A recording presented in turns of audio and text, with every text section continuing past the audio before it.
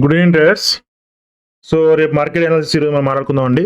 రేపు మార్కెట్ ఏ విధంగా మూమెంట్ ఉంటుంది, లెవెల్స్ అనేది మనం ఈరోజు చేసుకుందాము. సో మార్కెట్లో ఎవరైతే సెల్ చేశారో, ఎవరైతే బీటీఎస్ చేశారో, సో ఈ మూమెంట్లో ఇక్కడ సెల్లర్స్ అండ్ బీటీఎస్ చేసిన వాళ్ళందరూ ఎగ్జిట్ అయిపోయింటారండి. సో దీని మార్కెట్లో ఎవరైతే 48,500 బ్రేక్అవుట్ అయింది, సో మార్కెట్లో అప్సైడ్ ఉంటుందని ఎవరైతే ఈ స్వింగ్ బ్రేక్ చేసిన తర్వాతకి మళ్ళీ ఈ క్యాండిల్స్ బై చేశారో, సో మార్కెట్లో వాళ్ళందరినీ కూడా ఎగ్జిట్ చేయించేసింది. సో ఇక బయర్స్ లేరు అండ్ ఇక్కడ ఉన్న సెల్లర్స్ కూడా ఎగ్జిట్ చేయించేసి అనమాట. సో మార్కెట్లో ఎవరైతే సెల్లర్స్ ఇక్కడ ఉన్నారో, సో మార్కెట్లో క్లోజింగ్ టైంలో కూడా వాళ్ళని కూడా ఎగ్జిట్ చేయించుండొచ్చు. సో ఏదైతే ఇక్కడ బయర్స్ ఉన్నారో వీళ్ళు ఒకవేళ స్ట్రాంగ్ బయర్స్ అయి ఉంటే, లైక్ ఆపరేటర్స్ అయితే కాదండి, ఆపరేటర్స్ ఒకవేళ స్ట్రాంగ్ బయర్స్ అని ఉండరంటే ఆపరేటర్స్ అంటే డ్రాగెస్ట్ మూమెంట్ ఉండదండి, అంటే పెద్ద పెద్ద క్యాన్సిల్స్ తీసుకుంటే మార్కెట్ పైకి వెళ్ళిపోతుంది అనమాట. సో ఇక్కడ చేసిన ఏదైతే బయర్స్ ఉన్నారో వీళ్ళని ఎగ్జిట్ చేయడానికి మార్కెట్లో రేపు గ్యాప్ డౌన్ అయిన తర్వాతకి మార్కెట్లో 48,000 కూడా బ్రేక్అవుట్ అవుతుంది రేపు. చూపిస్తాను మీకు. సో ఎందుకంటే ఇక నియర్ బై మనం ఎవరైతే సెల్ చేశారో వాళ్ళందరూ ఎగ్జిట్ అయి ఉన్నారండి. సో మార్కెట్లో రేపు ఖచ్చితంగా గ్యాప్ డౌన్ అవ్వాలా. ఒకవేళ గ్యాప్ డౌన్ అయిందంటే మార్కెట్లో 48,000 కూడా బ్రేక్అవుట్ అవుతుంది. సో 48,000 బ్రేక్అవుట్ అయిన తర్వాత మార్కెట్లో 47,800 నుంచి మార్కెట్లో ఏమైనా బయింగ్ వస్తుండొచ్చు.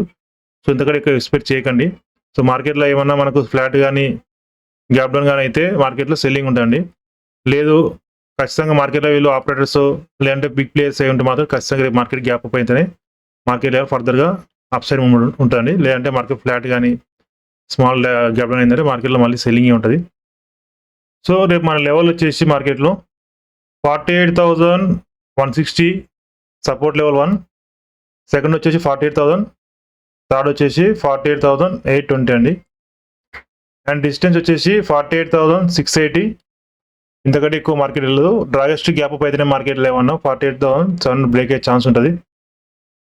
సో నెక్స్ట్ వచ్చేసి కూడా మనం ఒకవేళ అనుకుంటే 48,830 అండి సపోర్ట్ లెవెల్. సో నిఫ్టీలో చూసుకుంటే మనకు బ్యాంక్ నిఫ్టీలో ఎవరైతే సెల్లర్స్ని ఎగ్జిట్ చేయించినట్టు నిఫ్టీలో చేపిలేదండి. సో చూసుకుంటే మనం ఒకసారి మళ్ళీ బ్యాంక్ నిఫ్టీకి వెళ్ళిపోదాం.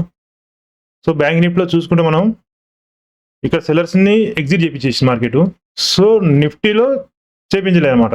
సో అలాంటప్పుడు మార్కెట్లో ఏం చేస్తుంది మనకు నిఫ్టీలో, ఒకవేళ ఫ్లాట్ కానీ స్మాల్ గ్యాప్ అప్ అయిందంటే మార్కెట్లో వాళ్ళని వార్నింగ్ ఇనికి ఇక నియర్ బై అయితే సెల్ చేశారో వాళ్ళని ఎగ్జిట్ చేయడానికి మార్కెట్లో అప్సైడ్ వచ్చే ఛాన్స్ ఉంటుంది. 22,200 బ్రేక్ అయ్యే ఛాన్స్ ఉంటుంది.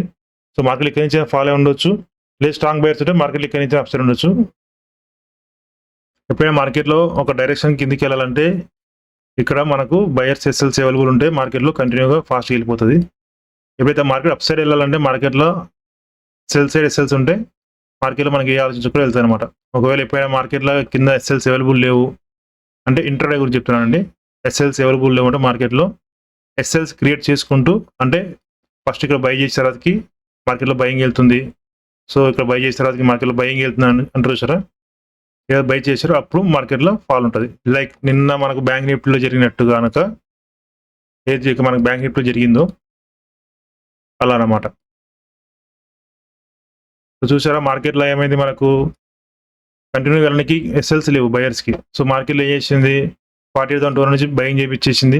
సో మార్కెట్లో మళ్ళీ ఇక్కడ బ్రేక్అవుట్లో 48,500 అందరు బై చేసి ఉంటారు. సో మళ్ళీ అందరు మార్కెట్లో ఎస్ఎల్స్ హిట్ అయి ఉండొచ్చు.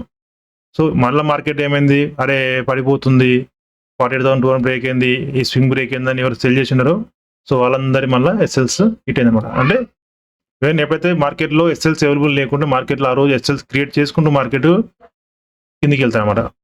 సో నిఫ్టీ లెవెల్ వచ్చేసి రెసిస్టెన్స్ 22,200, 220 అండ్ సెకండ్ వచ్చేసి 22,300 అండి. అండ్ సపోర్ట్ లెవెల్ వచ్చేసి 22,000 అండ్ సెకండ్ వచ్చేసి 21,850 అండి.